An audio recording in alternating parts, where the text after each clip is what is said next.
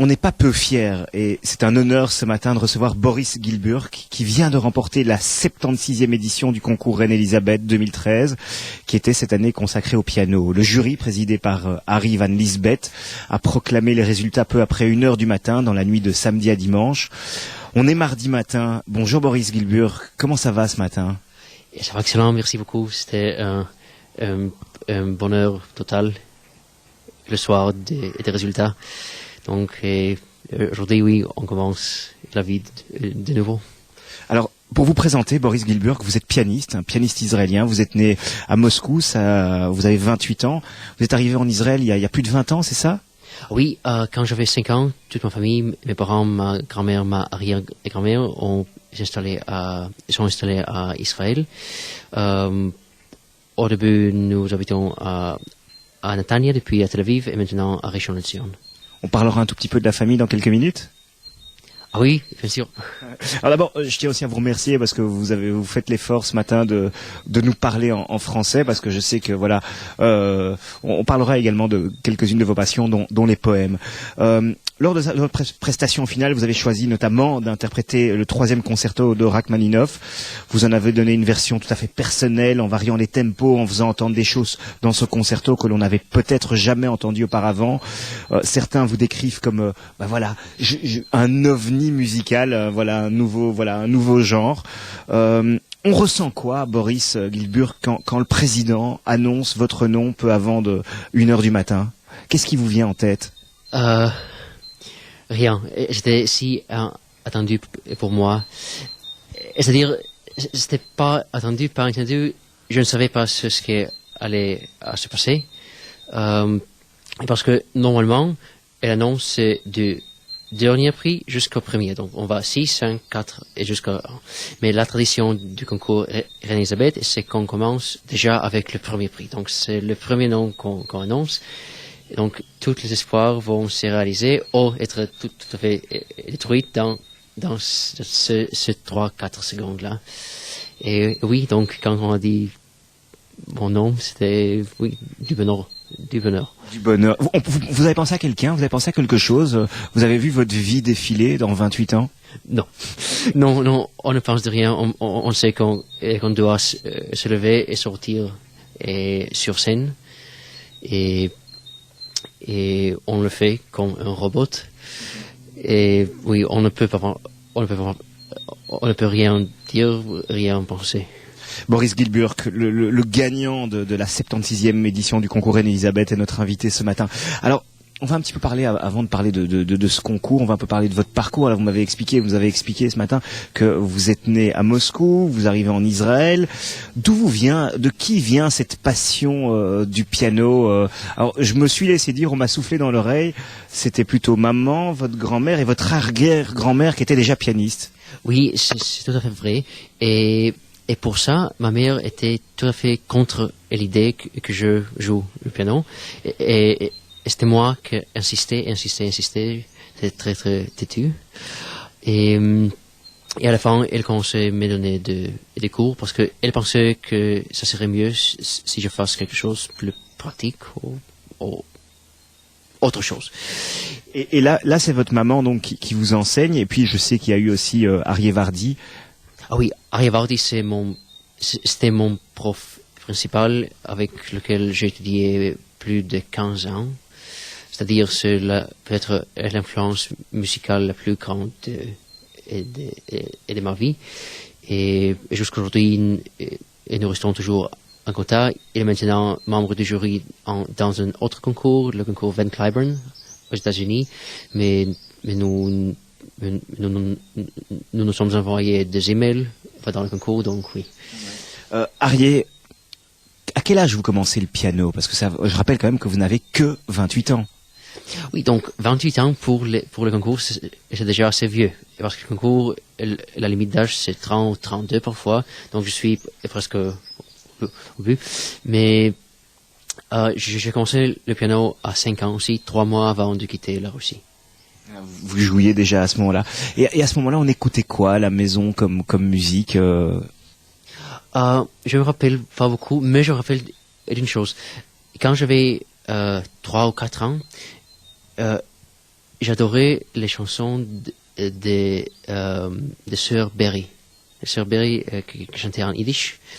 Et j'étais avec les cassettes. Et toute la journée, et j'ai dit à ma mère que j'aime beaucoup les chansons juives. Probablement, quand je suis grand, je serai juif. Vous a répondu quoi, votre maman, à ce moment-là? Je sais pas, mais quand même. Oui, et la musique juive, jusqu'aujourd'hui, et parfois, j'aime beaucoup. Elle influence un peu votre travail? Non, je dirais plutôt non, et parce que le monde de la musique classique est assez différent au monde des chansons juives en yiddish. Et quels sont les grands auteurs ou les grands compositeurs plutôt qui ont peut-être marqué Boris Gilburg jusqu'à présent? Donc, et pour moi, peut-être c'est premièrement les compositeurs russes, Rachmaninov, Prokofiev, Scriabin, Mussorgsky, mais aussi les compositeurs allemands, Brahms, Schumann, peut-être Beethoven, et parfois aussi des autres. Je joue avec beaucoup de plaisir Liszt et Ravel. Donc, je suis omnivore. Boris, vous inscrivez à ce concours René-Elisabeth. Pourquoi est-ce que vous êtes inscrit à ce concours? Qu'est-ce qui vous a donné envie parce que c'était pas la première fois que vous participez à un concours. Donc, quand j'étais plus petit, je participais à beaucoup de concours, j'ai 9 prix. Mais pendant les 10 dernières années, c'est seulement le 3e concours, donc c'était le prix Vendôme 2003, depuis le concours Rubinstein à Tel Aviv 2011, il y a 2 ans. Là, vous terminez 2e. 2e, oui, c'est vrai. Et maintenant, le Grand Prix ici. Je crois que il y avait 2 ou 3 raisons. La raison est personnelle, que la critique que j'ai reçue après Rubinstein, c'était que je jouais avec et que c'était trop carré et pas suffisamment liberté, pas suffisamment liberté personnelle. Et ces 2 années, et pendant le travail, j'ai essayé de faire quelque chose avec cela, et c'était vraiment un test, un examen, si ça va maintenant mieux ou non dans cette direction de la liberté. Et je lis les critiques et l'impression que j'ai que oui, que parfois c'est déjà trop. Donc on verra. Le concours Reine-Elisabeth, c'est un des plus grands concours du monde. Oui, ça c'est la 2e raison. Et parce que si on reçoit un bon résultat ici, ça peut aider énormément la carrière. C'est marrant parce que vous parliez effectivement que en Israël vous restiez trop dans les compositions. C'est bien ça, Boris? Vous restiez trop dans les partitions. Si je reste trop dans les partitions, donc et pour moi les partitions sont les sources principales de l'information et aussi de l'esprit et des œuvres musicales qu'on joue. Parce que normalement, on n'a pas du contact direct avec le compositeur. On ne peut pas lui demander ce qu'il a pensé quand il avait écrit cette œuvre. Nous n'avons que la partition. Alors, ce matin, en préparant l'interview, je retrouvais quelques informations. Certains journalistes vous ont critiqué au stade des demi-finales, notamment votre interprétation de Mozart. On vous qualifiait d'improvisateur d'ovni musical. Je ne connais pas ce mot. OVNI musical. C'est extraterrestre, vous voyez, celui qui vient d'une autre planète. Oui, mais je crois que c'est un peu trop, non? Je ne sais pas. J'ai écouté quelques de mes prestations et j'ai pas eu le sentiment d'être ovni musical ou ovni du tout. Mais vous improvisez? Non. C'est-à-dire, j'ai pris beaucoup de temps. J'ai eu beaucoup de liberté. J'ai essayé mais ça, c'est la manière quand je donne des concerts, et je dois avouer que jamais, jusqu'ici, je n'ai pas reçu cette critique d'être trop libre, d'être trop improvisateur. Donc peut-être c'est un signe que je suis allé suffisamment loin, et maintenant on doit arrêter. Alors, il y a une des particularités du concours Reine-Élisabeth, c'est la finale, 12 finalistes. On vous isole pendant une semaine à la chapelle Reine-Élisabeth, à Waterloo. Comment vous avez vécu cet isolement d'une semaine où on est coupé du téléphone, on est coupé du fax, du mail, de tout? Il y a plus rien qui arrive à ce moment-là, c'est ça, Boris? On n'a plus aucune information avec le monde extérieur. Et là, on a une semaine pour préparer le grand soir. C'est comme ça que ça se passe?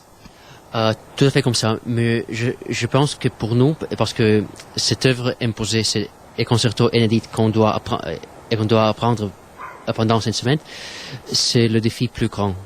Et pour ça, il s'agissait de parfois 12 heures de travail quotidien.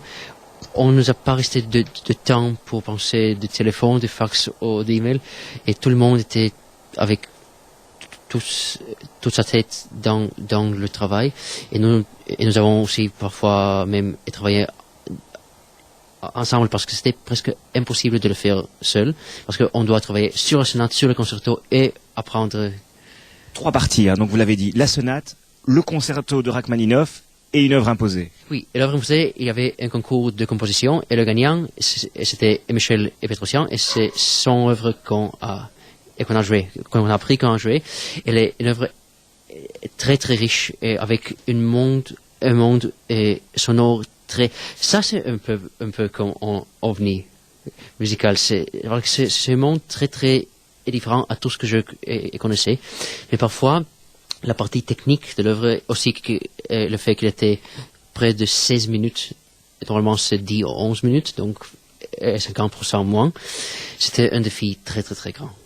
Boris Gilburg est notre invité. Je rappelle qu'il est le 76e gagnant du concours Reine-Élisabeth. C'est le grand gagnant 2013 qui était cette année consacré au piano. Comment est-ce qu'on vit avec les 11 autres candidats? Il y a des liens qui se tissent ou on est chacun isolé?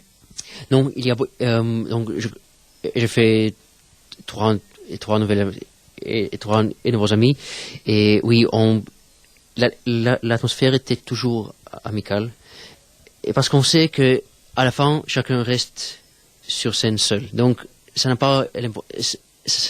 pas ne pas être sympa. Mais il y a quand même l'esprit de compétition. Oui, on sait que, oui, on entend les autres, et les autres sont tous excellents. Et oui, ça énerve, ça stresse. Mais oui, c'est aussi le grand défi.